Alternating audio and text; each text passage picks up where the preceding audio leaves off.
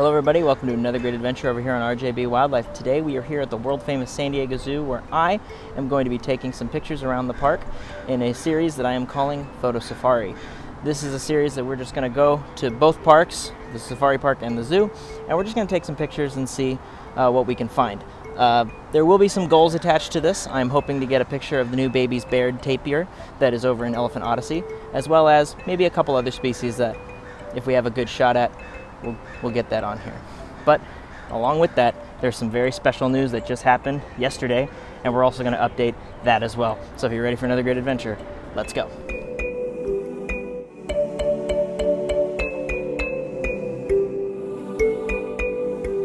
So we're here at the Baird's tapir habitat, and this is going to be where our first subject of the photo safari is going to be. This is the baby Baird's tapir that was born a few weeks ago.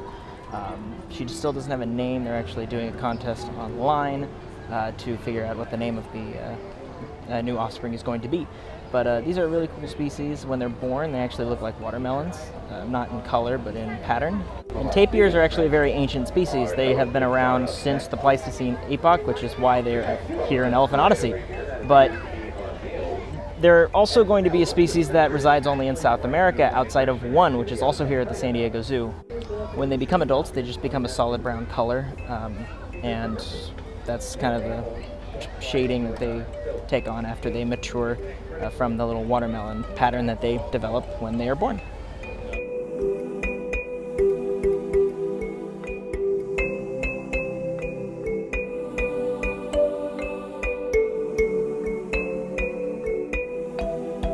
So on our next stop on this photo safari is going to be over in Africa Rocks with the Hamadryas Baboons. In my opinion, this is one of the best habitats here at this park, specifically because there are so many vantage points that you can get great photos at, specifically up there by Koala and down here on the end point of the Ethiopian Highland Cliffs, which is what this entire portion of this exhibition is based around. And it provides some excellent shots. I wouldn't recommend going down to the glass viewing areas for photography, but if you want to get up close to these really cool primates and they're up there, it's a great viewing opportunity. I just like the overlooks a little bit more. They are particularly photogenic this morning, so I took a few shots and here's how they turned out.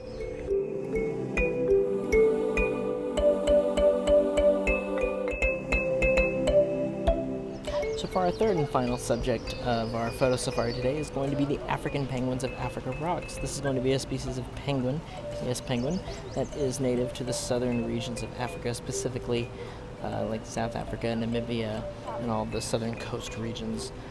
And when you think of penguins, you're typically thinking of Antarctica, which is where the majority of penguins reside. However, there are plenty of species of penguins that live in the southern hemisphere. None of them as far as the northern hemisphere. The northernmost population of penguin is going to be the Galapagos species, which is right there by the equator.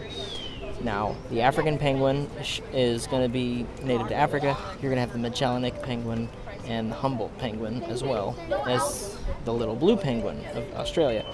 So, really cool to have this species here. It is endangered, and it's mainly endangered because of fishing practices and poaching that goes on in the region.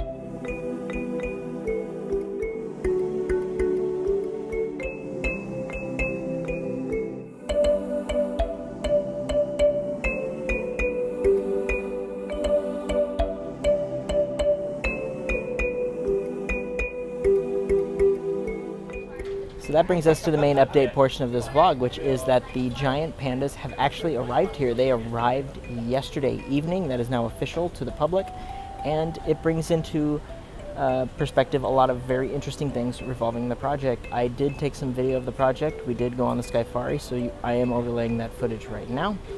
Some really cool things that we're focusing on currently is the fact that with these animals here, the construction is nearly done. They just put grass in the main habitat yard, what I assume will be the male yard.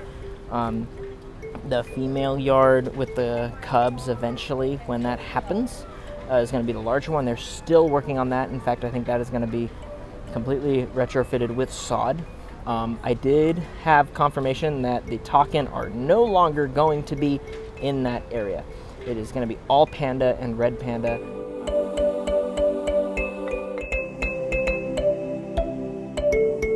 That's going to do it for today. If you had fun on this adventure, please consider hitting the like button. And if you would like to embark with me on future adventures, please consider subscribing and hitting that notification bell.